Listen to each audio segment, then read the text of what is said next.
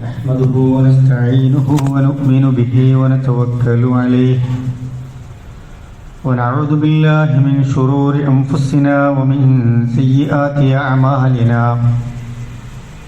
من يهده الله فلا مضل له ومن يضلل فلا هادي له وأشهد أن لا إله إلا الله وحده لا شريك له وأشهد أن محمدا عبده ورسوله أرسله بالهدى ودين الحق ليظهره على الدين كله ولو كره المشركون اللهم صل على محمد وعلى آل محمد كما صليت على إبراهيم وعلى آل إبراهيم وبارك على محمد وعلى آل محمد كما باركت على إبراهيم وعلى آل إبراهيم إنك حميد مجيد أما بعد فإن خير الحديث كتاب الله وخير الهدي هدي محمد صلى الله عليه وسلم وشر الأمور محدثاتها وكل محدثة بدعة وكل بدعة ضلالة وكل ضلالة في النار أعوذ بالله من الشيطان الرجيم بسم الله الرحمن الرحيم يا أيها الذين آمنوا اتقوا الله حق تقاته ولا تموتن إلا وأنتم مسلمون بسم الله الرحمن الرحيم الذين إذا أصابتهم مصيبة قالوا إنا لله وإنا إليه راجعون. ഏറെ സ്നേഹം നിറഞ്ഞ മുഅ്മിനീങ്ങളെ മുഅ്മിനാത്തുകളെ, അല്ലാഹു സുബ്ഹാനഹു തആലയുടെ നിയമനിർദ്ദേശങ്ങൾ നമ്മുടെയൊക്കെ ജീവിതത്തിൻ്റെ ഓരോ സന്ദർഭങ്ങളിലും സൂക്ഷ്മത പുലർത്തി തഖ്വയുള്ളവരായി ജീവിക്കണമേ എന്ന് എന്നോടും നിങ്ങളോടുമായി ഓർമ്മപ്പെടുത്തുകയാണ്, വസിയ്യത്ത് ചെയ്യുകയാണ്. ആയിരക്കണക്കിന് മനുഷ്യരുടെ ജീവിത സാഹചര്യങ്ങൾ കീഴ്മേൽ മറിഞ്ഞ ദുരിത വാർത്തകളാണ് നമ്മുടെ നാടിൻ്റെ വിവിധ ഭാഗങ്ങളിൽ നിന്നും കേട്ടുകൊണ്ടിരിക്കുന്നത്. പ്രകൃതിയിലെ ദുരിതങ്ങളും ദുരന്തങ്ങളുമൊക്കെ, അതുമായി ബന്ധപ്പെട്ട ധാരാളം പ്രയാസങ്ങളുമൊക്കെ ഏതാനും വർഷങ്ങളായി നമ്മുടെ നാട്ടിൽ ആവർത്തിച്ചുകൊണ്ടിരിക്കുന്നതായി നമ്മൾ കാണുന്നു. മണ്ണിടിഞ്ഞും ഉരുൾപൊട്ടിയും ജനവാസ മേഖലകളിൽ വെള്ളം കയറിയുമൊക്കെ ഒരുപാട് മനുഷ്യരാണ് പ്രയാസങ്ങളിലൂടെ കടന്നുപോയിക്കൊണ്ടിരിക്കുന്നത്. തെക്കൻ മേഖലകളിലൊക്കെ 700-ലധികം വീടുകൾ ഭാഗികമായി കേടുവരികയും പതിനായിരക്കണക്കിന് മനുഷ്യർ നൂറുകണക്കിന് ക്യാമ്പുകളിലായി ജീവിതം തള്ളി നീക്കുകയും ഒക്കെ ചെയ്യേണ്ട സാഹചര്യം നിലവിലുണ്ട്. മഴക്കാലമായാൽ മഴ ഒന്ന് തോരാതെ പെയ്താൽ പല കുടുംബങ്ങളും വറുതിയിലും പട്ടിണിയിലുമൊക്കെയാകുന്ന സമയവും കൂടിയാണിത്. പലർക്കും ജോലിയില്ലാതാകുന്നു, പലർക്കും നിത്യ വൃത്തിക്ക് പോലും വകയില്ലാത്ത വിധത്തിൽ കുടുംബങ്ങൾ പ്രയാസപ്പെടുന്ന സാഹചര്യങ്ങളുമൊക്കെ നമ്മുടെ ചുറ്റുവട്ടങ്ങളുണ്ട്. മുഅ്മിനുകളായ നമ്മളെ സംബന്ധിച്ചിടത്തോളം ഇത്തരം സന്ദർഭങ്ങളൊക്കെ എങ്ങനെ നേരിടണമെന്നും എങ്ങനെയാണ് ഇതിനെ അഭിമുഖീകരിക്കേണ്ടതുമെന്നതുമൊക്കെ പ്രധാനമായ കാര്യങ്ങളാണ്. പരീക്ഷണങ്ങൾ വിവിധ ഘട്ടങ്ങളിലായി വിവിധ രൂപത്തിലൊക്കെ നമ്മുടെ ജീവിതത്തിലേക്ക് കടന്നു വരും. ഏതൊരു പ്രയാസമുണ്ടാകുമ്പോഴും ക്ഷമ അവലംബിക്കാനാണ് പരിശുദ്ധ ഖുർആൻ നമ്മളെ പഠിപ്പിക്കുന്നത്. ഒരാളൊരു പ്രയാസം വരുമ്പോൾ ക്ഷമിച്ചാൽ അയാളുടെ ജീവിതത്തിൽ സംഭവിച്ചു പോയ പാപങ്ങൾ പൊറുക്കപ്പെടുന്നു. ആ ക്ഷമയുടെ പ്രതിഫലം അള്ളാഹുവാണ് അയാൾക്ക് നൽകുന്നത്. ആ ക്ഷമ കാരണം അയാളുടെ ദറജകൾ അല്ലാഹു തആല ഉയർത്തിക്കൊടുക്കുമെന്നൊക്കെ റസൂലുള്ളാഹി സ്വല്ലല്ലാഹി അലൈഹി വസല്ലം നമ്മളെ പഠിപ്പിക്കുന്നുണ്ട്. ഖുർആൻ തന്നെ വളരെ ഗൗരവത്തിൽ സൂറത്തുൽ ബഖറയിലെ 155 മുതൽ 157 വരെയുള്ള വചനങ്ങളിൽ നമ്മളെ പഠിപ്പിക്കുന്നതും അതാണ്. വലനബ്ലുവന്നകും ബിശൈഇൻ മിനൽ ഖൗഫി വൽ ജൂഅ് വനഖസിൻ മിനൽ അംവാലി വൽ അൻഫുസി വസ്സമറാത്ത് വബശ്ശിരിസ് സ്വാബിരീൻ. മുഅ്മിനീങ്ങളെ, നിങ്ങളെ ഭയപ്പാടുകൾ കൊണ്ട്, ചിലപ്പോഴൊക്കെ വിശപ്പ് കൊണ്ട്, നിങ്ങളുടെ സാമ്പത്തികമായ സംവിധാനങ്ങളിൽ ചിലപ്പോൾ നഷ്ടം വന്നുകൊണ്ട്, നിങ്ങളുടെ പ്രിയപ്പെട്ടവർ ചിലപ്പോൾ മരണപ്പെട്ടുകൊണ്ട്, നിങ്ങളുടെ കൃഷിയിടങ്ങളിൽ ഫലങ്ങൾ അതിൻ്റെ നഷ്ടം സംഭവിച്ചുകൊണ്ടൊക്കെ നിങ്ങൾ പരീക്ഷിക്കപ്പെടാം. പക്ഷെ നിങ്ങൾ ഉപശ്ശേരി സ്വാബിരി, ക്ഷമ അവലംബിക്കുക, നിങ്ങൾക്ക് സന്തോഷവാർത്തയുണ്ട് എന്ന് ഖുർആൻ നമ്മളെ ഓർമ്മിപ്പിക്കുകയാണ്. ഒന്നുകൂടി ഗൗരവത്തിൽ അടുത്ത ആയത്തിൽ അതിൻ്റെ അടുത്ത ഒരു സ്റ്റെപ്പ് ഓർമ്മിപ്പിക്കുന്നുണ്ട്. ചിലപ്പോൾ നമുക്ക് താങ്ങാനാവാത്ത പരീക്ഷണങ്ങളായിരിക്കാം, സഹിക്കുന്നത് എങ്ങനെയെന്ന് നമ്മൾക്ക് ചോദിക്കുന്ന ഒരു തരത്തിലായിരിക്കാം, എങ്ങനെയാണ് ഞാൻ ഇതിനെ നേരിടുക എന്ന ഗൗരവത്തെക്കുറിച്ചായിരിക്കാം. ഒരു വശത്ത് അങ്ങനെ നമ്മൾ മനഃപ്രയാസം വരുന്ന സന്ദർഭം ഉണ്ടാവും. അവിടെ ഖുർആൻ പറഞ്ഞു, അല്ലദീന ഇദാ അസാബത്തുഹും മുസീബ, അങ്ങനെ നിങ്ങളെ പിടിച്ചു കുലുക്കപ്പെടുന്ന തരത്തിലുള്ള മുസീബത്തുകൾ നിങ്ങളിലേക്ക് വന്നാൽ ഖാലൂ ഇന്നാ ലില്ലാഹി വ ഇന്നാ ഇലൈഹി റാജിഊൻ, പടച്ചോനെ ഇന്നല്ലെങ്കിൽ നാളെ ഞങ്ങൾ നിന്നിലേക്ക് വരും, ഞങ്ങളൊക്കെ നിന്നിലേക്കുള്ളവരാണ്, നിന്നിലേക്ക് തന്നെ മടക്കപ്പെടുകയും ചെയ്യുമെന്ന് നിങ്ങൾ പറയുക. പറയുക എന്ന് പറഞ്ഞാൽ കേവലം ഇന്നാ ലില്ലാഹി വ ഇന്നാ ഇലൈഹി റാജിഊൻ എന്ന് പറയല്ല, അത് ഉൾക്കൊള്ളുക എന്നതാണ്. പടച്ചോൻ തീരുമാനിച്ചു കഴിഞ്ഞാൽ ഈ പ്രതിസന്ധികൾ എത്രയും പെട്ടെന്ന് ഇല്ലാതാകാം. ഇനി അതല്ല, ഈ പ്രതിസന്ധികളിൽ നേരിടാനാണ് എന്നെ പടച്ചോൻ തീരുമാനമാക്കിയത് എങ്കിൽ തന്നെ അത് നേരിടുമ്പോഴുള്ള മനപ്രയാസങ്ങളിൽ നിന്ന് എന്നെ രക്ഷപ്പെടുത്താൻ എൻ്റെ റബ്ബിന് കഴിഞ്ഞേക്കാം. എൻ്റെ മനസ്സ് പതറാതെ ആ പടച്ചവനിൽ തവക്കുലാക്കി മുന്നോട്ട് പോകലാണ് ഞാൻ ചെയ്യേണ്ടത് എന്ന് അല്ലാഹു തആല നമ്മളോട് ഓർമ്മിപ്പിക്കുന്നുണ്ട്. ശേഷം നോക്കൂ, അവർക്ക് അങ്ങനെ ചെയ്യുന്നവർക്ക് അല്ലാഹു തആല എന്താണ് നൽകുക? ഉലൈക അലൈഹിം സ്വലവാത്തും മിർ റബ്ബിഹിം വറഹ്മ, അവർക്ക് അള്ളാഹുവിന്റെ അങ്ങേയറ്റത്തെ കാരുണ്യമുണ്ട്, നന്മകളുണ്ട്, ഒരുപാട് നിഅമത്തുകളുണ്ട്, അള്ളാഹുവിന്റെ അനുഗ്രഹങ്ങൾ അവരിലേക്ക് അല്ലാഹു തആല വർഷിപ്പിക്കുമെന്നാണ്. ഔലൈക ഹുമുൽ മുഹ്തദൂൻ, അവരാണ് യഥാർത്ഥത്തിൽ അള്ളാഹുവിന്റെ ഹിദായത്ത് ലഭിച്ചവർ, സന്മാർഗം പ്രാപിച്ചവർ എന്ന് ഖുർആൻ നമ്മളെ ഓർമ്മിപ്പിക്കുകയാണ്. അപ്പോ പ്രതിസന്ധികൾ, വിഷമങ്ങൾ പലതരത്തിലാകാം മനുഷ്യനെ ബാധിക്കുക. നല്ല സുഖജീവിതം നയിക്കുന്നവരുണ്ടാവും, അവർക്ക് തന്നെ ചിലപ്പോൾ പരീക്ഷണങ്ങൾ വരാം. നിത്യപട്ടിണിയായി കഴിഞ്ഞു പോകുന്ന മനുഷ്യരുണ്ടാകാം, അവർക്ക് ചിലപ്പോൾ റാഹത്ത് നഷ്ടപ്പെടാം. അങ്ങനെ പല നിലക്ക് നമ്മൾ പരീക്ഷിക്കപ്പെടാം. പക്ഷെ അവിടെ മുഅ്മിനുകളെ, നിങ്ങൾ ക്ഷമ അവലംബിക്കുക എന്ന വലിയ പാഠമാണ് ഖുർആൻ പകർന്നു നൽകുന്നത്. അതിന് നമ്മൾ തയ്യാറായാൽ, അത് നമുക്ക് സാധിച്ചാൽ അള്ളാഹുവിന്റെ കാവൽ നമുക്കുണ്ടാകും എന്നതാണ് ഒന്നാമതായി നമ്മൾ മനസ്സിലാക്കേണ്ടത്. മറ്റൊന്ന്, രണ്ടാമതായി ഓർമ്മപ്പെടുത്താനുള്ളത്, ഇത്തരം പ്രകൃതിയിലെ പരീക്ഷണങ്ങളിൽ പലപ്പോഴും മരണങ്ങൾ സംഭവിക്കാം. രക്ഷാപ്രവർത്തനത്തിന് വേണ്ടി ഇറങ്ങിപ്പുറപ്പെട്ട ഒരു സഹോദരന്റെ മരണവാർത്തയാണ് തെക്കൻ ജില്ലകളിൽ നിന്ന് കഴിഞ്ഞ ദിവസം നമ്മൾ കേട്ടത്. അങ്ങനെ ദുരിതമുഖങ്ങളിൽ സഹായഹസ്തവുമായി ചെല്ലുന്ന ആളുകൾക്ക് വരെ ചിലപ്പോൾ ജീവൻ നഷ്ടപ്പെടുന്ന സാഹചര്യങ്ങൾ ഉണ്ടാകും. ചില മലവെള്ളപ്പാച്ചിലിൽ ഒന്നാകെ കുത്തിയൊലിച്ച് വീടും ജീവിതവും ജീവനുമൊക്കെ നഷ്ടപ്പെട്ട എത്ര മനുഷ്യരുണ്ട്. വയനാട്ടിലെ ചൂരൽമലയിൽ സംഭവിച്ച വാർത്തകൾ നമ്മുടെ മുമ്പിൽ ഉണ്ടാകും. അങ്ങനെ വെള്ളപ്പൊക്കത്തിലോ അല്ലെങ്കിൽ പ്രകൃതിക്ഷോഭങ്ങളിലോ കാറ്റും കോളിലോ മണ്ണിടിച്ചിലോ ഒക്കെയായി ബന്ധപ്പെട്ട് പലതരത്തിലുള്ള മരണങ്ങൾ മനുഷ്യർക്ക് സംഭവിക്കാം. അല്ലാഹു തആല ചില ജീവിതങ്ങളെ ഷഹാദത്തിന്റെ ദർജയിലേക്ക് കൊണ്ടുപോകാൻ തീരുമാനിച്ചിട്ടുണ്ട് എങ്കിൽ അത്തരം സാഹചര്യങ്ങളിൽ അവർ പെട്ടുപോകുമെന്ന് റസൂൽ സല്ലല്ലാഹു അലൈഹി വസല്ലം നമ്മൾ ഓർമ്മിപ്പിക്കുന്നുണ്ട്. ചില ജീവിതങ്ങളെ ഷഹാദത്ത് കൊണ്ട് അല്ലാഹു തആല ആദരിക്കുമെന്ന് റസൂൽ ഓർമ്മിപ്പിക്കുകയാണ്. 5 തരത്തിലുള്ള ശുഹദാക്കളെ പറ്റി റസൂൽ പഠിപ്പിക്കുന്നുണ്ട്. അശ്ശുഹദാഉ ഖംസ, 5 നിലക്കുള്ള ഷഹീദുകൾ ഉണ്ടാകും. ഒന്ന് അൽ മത്ഊൻ എന്നാണ്. മഹാമാരി പിടിപെട്ട് അങ്ങനെ മരണപ്പെട്ടു പോകുന്ന മനുഷ്യരുണ്ടാകും. ഇപ്പോൾ അത്തരത്തിലുള്ള മാരികളെ കുറിച്ച് നമ്മൾ കേൾക്കാറില്ല. പണ്ടൊക്കെ വസൂരി പോലെയുള്ള രോഗങ്ങൾ ബാധിച്ച്, കോളറ പോലുള്ള രോഗങ്ങൾ ബാധിച്ച് കൂട്ടം കൂട്ടമായാണ് നമുക്കിടയിൽ ജീവിച്ചു പോയ നമ്മുടെ മുൻഗാമികൾ മരിച്ചു വീണത് എന്ന് ഇന്ന് ജീവിച്ചിരിക്കുന്ന പ്രായമായവർ പലപ്പോഴും പറയാറുണ്ട്. അതിന്റെ ഭാഗമായാണ് പലയിടങ്ങളിലും അനാഥശാലകൾ ഉണ്ടായത്, യതീംഖാനകൾ ഉണ്ടായത്.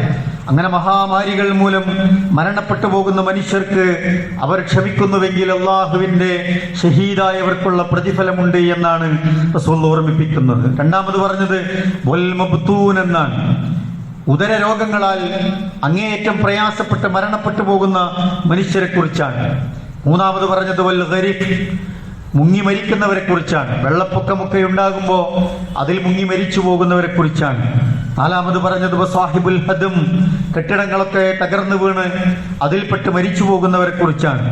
അഞ്ചാമത് പറഞ്ഞു വശഹീദു ഫീ സബീലില്ലാഹ്, ഒരു ധർമ്മസമരത്തിൽ, ഒരു യുദ്ധമുഖത്ത് ദീനിനു വേണ്ടി അള്ളാഹുവിന്റെ മാർഗത്തിൽ ഷഹീദാക്കപ്പെടുന്ന ആളുകൾ ഉണ്ടാകുമെന്നാണ്. ഇങ്ങനെ 5 നിലക്ക് അള്ളാഹുവിനാൽ ഷഹീദാക്കപ്പെട്ട് ആദരിക്കുന്നവർ ഈ ഭൂമി ലോകത്തുണ്ടാകും എന്ന കാര്യത്തെക്കുറിച്ചാണ് നമ്മൾ മനസ്സിലാക്കേണ്ടത്. ചില മരണങ്ങൾ നമുക്ക് താങ്ങാനാകുന്നതിനപ്പുറത്തായിരിക്കും.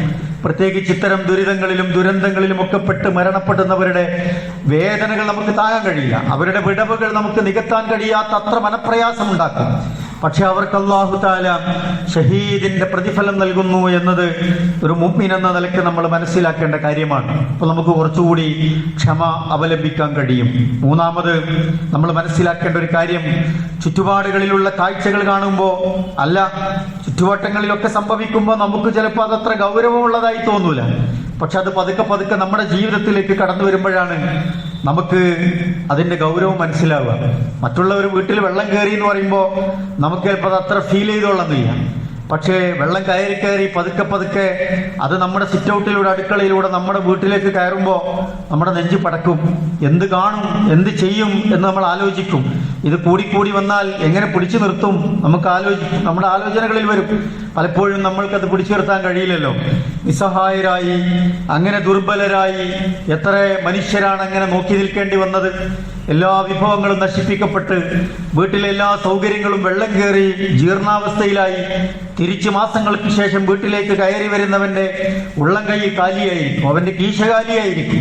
എത്ര വലിയ നെഞ്ചെടുപ്പോടും വേദനയോടും കൂടിയായിരിക്കും ഓരോ കുടുംബങ്ങൾ അത്തരം വീട്ടിലേക്ക് കയറി വരുന്നത് എന്ന് അത്തരം വീടുകൾ സന്ദർശിച്ചാൽ നമുക്ക് മനസ്സിലാക്കാൻ കഴിയും.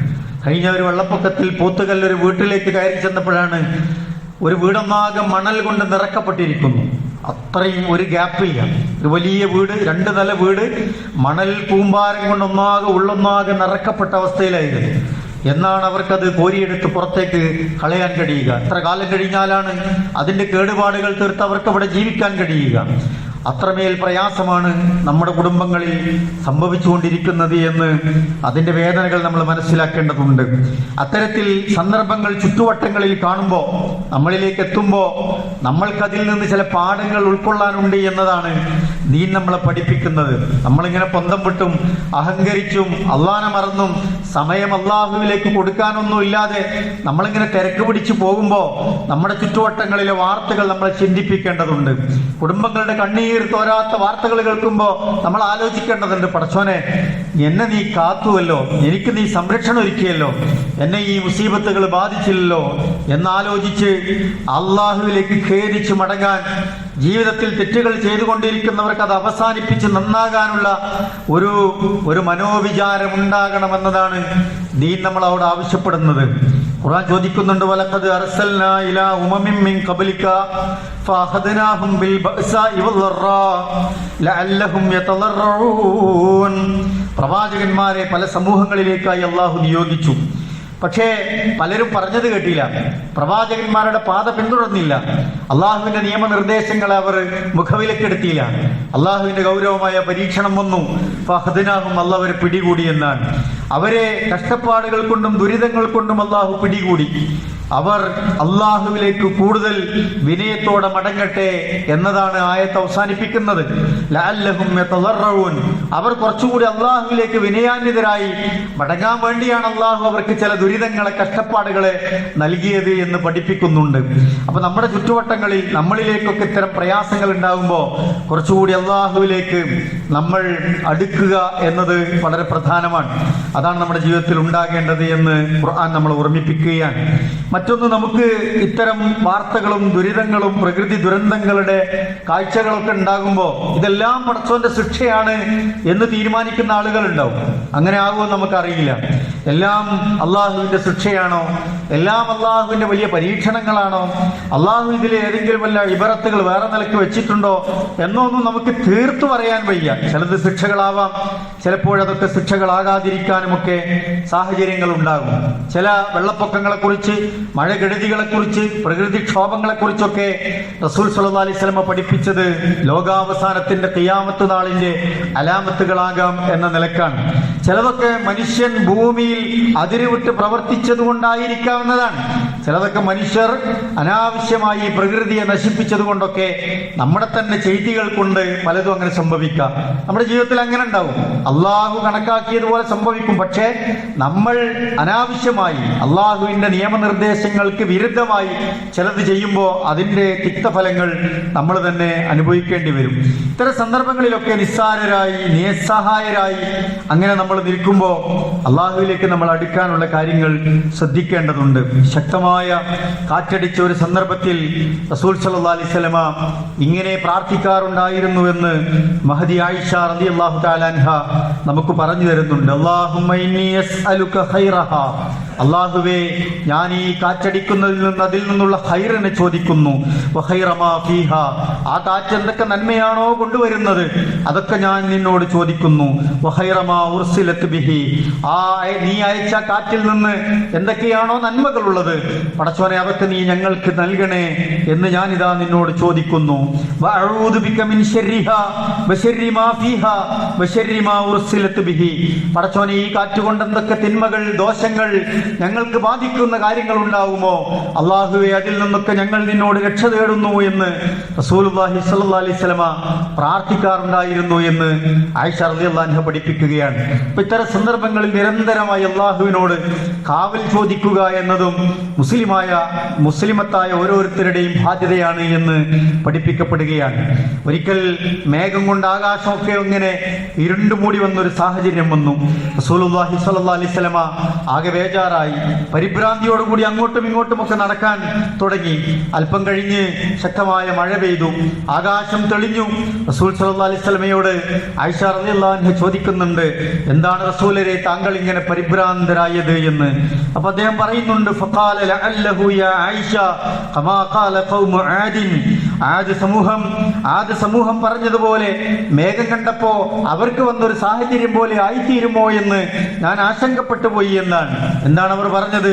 ഹാദാ ആരിദുൻ മുംതിറുന, അതിശക്തമായ കാർമേഘങ്ങൾ ഇരുണ്ടുമൂടി വന്നപ്പോ ആദ് സമൂഹം പറഞ്ഞു, അതാ നമുക്ക് നല്ല മഴ കിട്ടാൻ പോവുകയാണ് എന്ന്. പക്ഷേ അവർ ചെയ്തു കൂട്ടിയ ദോഷങ്ങൾ കൊണ്ട്, ആ പ്രവാചകനെ ധിക്കരിച്ചത് കൊണ്ട്, അള്ളാഹുവിന്റെ കൽപ്പനകൾ അനുസരിച്ച് ജീവിക്കാത്തത് കൊണ്ട് ആ മേഘമാളികളിൽ നിന്ന് അള്ളാഹു തആല കഠിനമായ ശിക്ഷയാണ് ആ സമൂഹത്തിന് മേൽ വർഷിപ്പിച്ചത് എന്ന് ഖുർആൻ നമ്മളെ പഠിപ്പിക്കുന്നുണ്ട്. ഇരുണ്ടുമൂടി കാലാവസ്ഥകൾ മാറി വന്നപ്പോ റസൂലുള്ളാഹി പേടിച്ചുപോയി. അള്ളാഹുവേ, ഒരു ശിക്ഷയെങ്ങാനുമാണോ എന്ന് ഭയപ്പെട്ടുകൊണ്ട് റസൂൽ സല്ലല്ലാഹു അലൈഹി വസല്ലമ പ്രാർത്ഥിച്ചു എന്നാണ് നമ്മൾ മനസ്സിലാക്കുന്നത്. സാഹചര്യങ്ങൾ മാറി മറിയുമ്പോൾ അള്ളാഹുവിലേക്ക് നമ്മൾ മടങ്ങുക എന്നതാണ്. മറ്റൊന്ന് പ്രിയപ്പെട്ടവരെ, രോഗം വന്നാൽ നമ്മൾ ചികിത്സിക്കുന്നത് പോലെ, ഒരു രോഗം വന്ന എന്താണ് അതിനൊരു പ്രതിവിധി, എന്താണ് ഒരു പരിഹാരം എന്നത് നമ്മൾ ചിന്തിക്കുന്നത് പോലെ, പ്രകൃതിയിലെ ഇത്തരം ദുരിതങ്ങളോ ദുരന്തങ്ങളോ ഒക്കെ വരുമ്പോൾ മനുഷ്യ സാധ്യമായ എല്ലാ പ്രതിരോധങ്ങളും നമ്മൾ കണ്ടെത്തുക എന്നതും നമ്മൾ നിർവഹിക്കേണ്ട വലിയ ദൗത്യമാണ്. ദുൽഖർനൈന്റെ ചരിത്രം പറയുന്നിടത്ത് പറയുന്നുണ്ട്, രണ്ട് മലയിടുക്കുകൾ വലിയ പാറക്കല്ലുകൾ പോലെ ഇങ്ങനെ ആ സമൂഹത്തിലേക്ക് ഇങ്ങനെ വീണുപോകുമോ എന്ന നിലക്ക് ഒരു സമൂഹം മൊത്തം ഭയപ്പെട്ടപ്പോ ആ മലയിടുക്കുകൾക്കിടയിൽ ഇരുമ്പ് കട്ടികൾ കൊണ്ടുവന്ന് അത് തൂർക്കുകയും അതിൽ ഉരുക്കിയ ചെമ്പൊഴിച്ച് ആ ഭിത്തി നിർമ്മിച്ച് അതിന്റെ കേടുപാടുകൾ പരിഹരിച്ച് അത് ആ സമൂഹത്തിലേക്ക് വീണുപോകാതിരിക്കാനുള്ള ഗൗരവത്തിൽ അതിനെ നിർമ്മിച്ചു നൽകിയതിന്റെ സംഭവം ചരിത്രത്തിൽ ദുൽഖർനൈന്റെ ചരിത്രം പറയുന്നിടത്ത് നമ്മളെ പഠിപ്പിക്കുന്നുണ്ട്.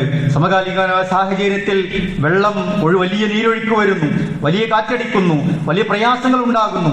ഇത്തരം കാര്യങ്ങളൊക്കെ നമ്മൾ ബോധ്യപ്പെടുന്ന സാഹചര്യത്തിൽ അതിനെ പ്രതിരോധിക്കാൻ ആവശ്യമായ കാര്യങ്ങൾ നമ്മളും ഭരണകൂടവും അതിന്റെ ചുറ്റുവട്ടങ്ങളിൽ ഉള്ളവരും ഒക്കെ ചെയ്യണമെന്ന്, മുൻകരുതലുകൾ എടുക്കണമെന്ന് പരിശുദ്ധ ഇസ്ലാം നമ്മളെ പഠിപ്പിക്കുന്നു എന്നതാണ്.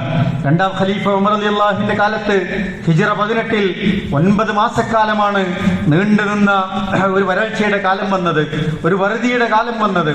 ആ കടുത്ത വരൾച്ച നേരിട്ട കാലത്തെ ആമുർ റമാദ, ചാരം മൂടിയ കാലമെന്ന് ചരിത്രത്തിൽ വിശേഷിപ്പിക്കപ്പെടുന്നുണ്ട്. ഉമർ റളിയല്ലാഹു തആല അൻഹു അന്ന് ചെയ്ത ചില പരിഷ്കാരങ്ങളുണ്ട്. ഏത് കാലത്താണ് എന്ന് നമ്മൾ ഓർക്കണം. അദ്ദേഹം അന്ന് നടപ്പാക്കിയ കാര്യങ്ങൾ ചരിത്രത്തിൽ നമുക്ക് കാണാം. അദ്ദേഹം ഒന്നാമതായി ചെയ്തത് ആ ക്രൈസിസ് മുന്നോട്ട് പരിഹരിക്കാൻ ആവശ്യമായ ഒരു മാനേജ്മെന്റ് ടീമിനെ ഉണ്ടാക്കി എന്നതാണ്. അന്നതിന്റെ ചരിത്രത്തിൽ അതിന്റെ അറബ് പേരുകളൊക്കെ നമുക്ക് കാണാൻ കഴിയും. ഒരു ക്രൈസിസ് മാനേജ്മെന്റ് ടീമിനെ ഉമർ റളിയല്ലാഹു തആല അൻഹു അന്ന് ഉണ്ടാക്കിയെടുത്തു. അവർക്ക് ചുമതലകൾ വീതിച്ച് നൽകുകയാണ്. പ്രതിസന്ധികൾ വരുമ്പോ, വലിയ മഹാമാരികൾ വരുമ്പോ, പ്രളയം വരുമ്പോ, വലിയ പ്രകൃതി ദുരന്തങ്ങൾ വരുമ്പോ ഇതൊന്നും ഒറ്റക്ക് നേരിടാൻ കഴിയില്ല എന്ന് മനസ്സിലാക്കിയ ഉമർ റളിയല്ലാഹു തആല അൻഹു ദീർഘവീക്ഷണത്തോടുകൂടി ആളുകളെ മുഴുവൻ അതിൽ പങ്കാളികളാക്കി ജനപങ്കാളിത്തത്തോടുകൂടി അത് പരിഹരിക്കാനുള്ള മാനേജ്മെന്റ് ടീമിനെ രൂപീകരിക്കുന്നു എന്ന് ചരിത്രത്തിൽ നമ്മൾ വായിക്കുന്നുണ്ട്. രണ്ടാമതായി അവിടുന്ന് ചെയ്തത് ഭക്ഷണ സാധനങ്ങളൊക്കെ പരമാവധി ശേഖരിച്ച് വിതരണം ചെയ്യാനുള്ള സംവിധാനങ്ങൾ ഉണ്ടാക്കി എന്നതാണ്. മൂന്നാമതായി അദ്ദേഹം ചെയ്തത് ഈജിപ്തിലെ ഗവർണർ അംർ ഇബ്നു ആസിനും അതുപോലെ തന്നെ ചുറ്റുവട്ടങ്ങളിൽ ഗവർണർമാരായ ആളുകൾക്കൊക്കെ മെസ്സേജ് അയച്ചു, കത്തയച്ചു. അവിടെയുള്ള വിഭവങ്ങൾ, ഭക്ഷണ വസ്തുക്കൾ മദീനയിലേക്ക് എത്തിക്കാൻ ആവശ്യമായ അടിയന്തര നടപടികൾ സ്വീകരിക്കണമെന്ന് അറിയിപ്പ് നൽകുകയാണ്. മദീനയിൽ ജീവിച്ചുകൊണ്ടിരിക്കുന്ന ആളുകളോട് പറഞ്ഞു, വലിയൊരു വരൾച്ചയുടെ ഘട്ടമാണ്. ഉള്ളവർ ഇല്ലാത്തവർക്ക് പകുത്തു കൊടുക്കേണ്ടതുണ്ട്. ഉള്ളവർ ഭക്ഷണം കഴിക്കുന്നവർ നിങ്ങളുടെ വയറ് മുഴുവനായി കഴിക്കാതിരിക്കുക. നിങ്ങളുടെ പകുതി വയർ ഭക്ഷണം കഴിച്ച് പകുതി ഭക്ഷണം നിങ്ങളുടെ അയൽപ്പക്കത്ത് വിഷമിക്കുന്നവർക്ക് പങ്കുവെക്കൂ എന്ന് മഹാനായ ഉമർ ഇബ്നുൽ ഖത്താബ് റളിയല്ലാഹു തആല അൻഹു ആ കാലഘട്ടങ്ങളിൽ അവർക്ക് പഠിപ്പിച്ചു കൊടുക്കുന്നുണ്ട്. അതുപോലെ തന്നെ ഭക്ഷണങ്ങൾ സംഭരിച്ചു വെക്കാനുള്ള സംവിധാനങ്ങൾ ഉണ്ടാക്കി. ഗോതമ്പും ഈത്തപ്പഴവും മുന്തിരിയും ഒക്കെ ശേഖരിച്ച് സൂക്ഷിച്ചു വെക്കാനുള്ള വലിയ സംവിധാനങ്ങൾ അന്ന് മദീനയിൽ ഉമർ റളിയല്ലാഹു അൻഹു തുടങ്ങി വെച്ചു.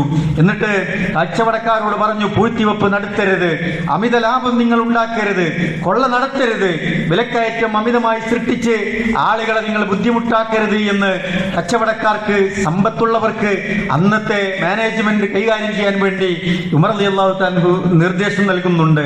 എന്നിട്ട് ഉമർ റളിയല്ലാഹു അൻഹു ആളുകളെ വിളിച്ചുകൂട്ടി പറഞ്ഞു, നിങ്ങൾ അല്ലാഹുവിലേക്ക് വിനയമുള്ളവരായി മടങ്ങുക, എല്ലാ കിബറുകളും ഈഗോയും നിങ്ങൾ അവസാനിപ്പിക്കുക, പ്രാർത്ഥനയുടെ കരങ്ങൾ നിങ്ങൾ ആകാശങ്ങളിലേക്ക് ഉയർത്തുക.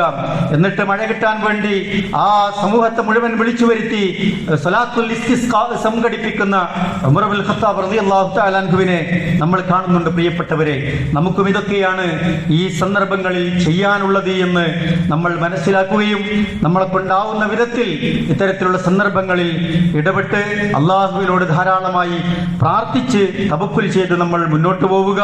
അല്ലാഹു തആല നമ്മയൊക്കെ അനുഗ്രഹിക്കുമാറാവട്ടെ.